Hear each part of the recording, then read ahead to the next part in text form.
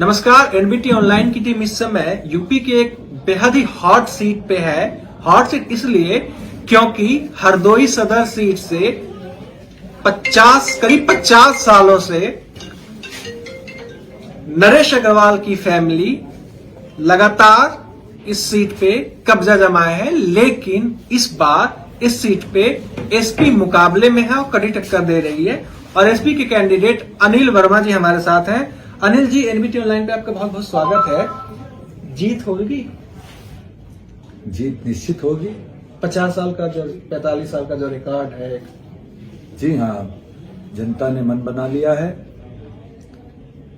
अब की इनको हराने का काम करेगी, क्योंकि हरदोई सीट पर आज तक कभी भी भारतीय जनता पार्टी का कोई प्रत्याशी कभी चुनाव नहीं जीता है।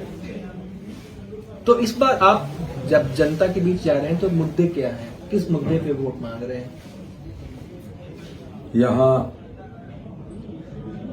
नगर की जो अव्यवस्थाएं हैं, जैसे यहाँ पानी निकास की कोई व्यवस्था नहीं है। यहाँ जाम की समस्या बहुत विकट है। यहाँ पर बाईपास की व्यवस्था 50 वर्षों में आज तक नहीं हो पाई है।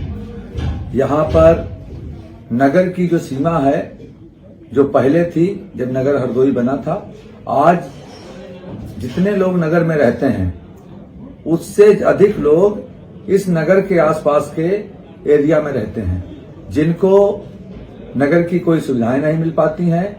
उनके यहाँ पानी निकास की, सड़कों की, जो 33 वर्षों से घर बनाए हुए रह रहे हैं, वहां पे खड़ंजे तक की व्यवस्था नहीं है। एक जो नरेश अग्रवाल यहाँ पे है, उनका एक अलग ही ऑर्डर है। 45 साल से वो फैमिली रही है। आप जब चुनाव लड़ने का फैसला किए तो आपको ये उम्मीद थी कि इतनी कड़ी टक्कर देंगे? मैं कई जगह घूम रहा था क्षेत्र में, आपके नाम की चर्चा हो रही थी। हालांकि नरेश अग्रवाल जी से हमारी बात हुई तो उन्होंने कहा कि जीत तो हमारी तय है। तो क्या आपको लगता है कि चीजें सही दिशा में जा रही हैं?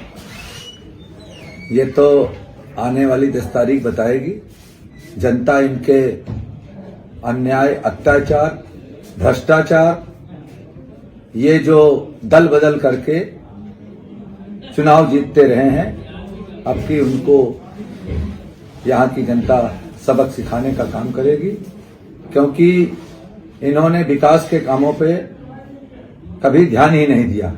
केवल भाई को भाई से लड़ाया है।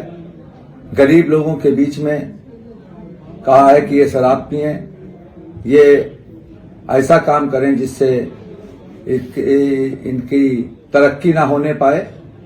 हरदोई नगर में 50 साल के इतिहास में एक भी काम ये बता दें ऐसा इन्होंने किया हो जिसके कारण कहे जाएं कि इनको ही चुनाव जिताना चाहिए। इन्होंने जो काम किए हैं इस नगर में, इस विधानसभा क्षेत्र में, मुझे लगता है कि हरदोई जिले से जिन अन्य जिलों की सीमा जुड़ती हैं, उनमें सब में हरदोई जनपद से बेहतर काम दिखाई पड़ता है। इन्होंने ऐसा कोई काम नहीं किया है कि जिससे इनको बड़ा नेता कहा जाए। मेरी नजर में ये राजनेता कम, ये मैनेजमेंट करता ज्यादा है।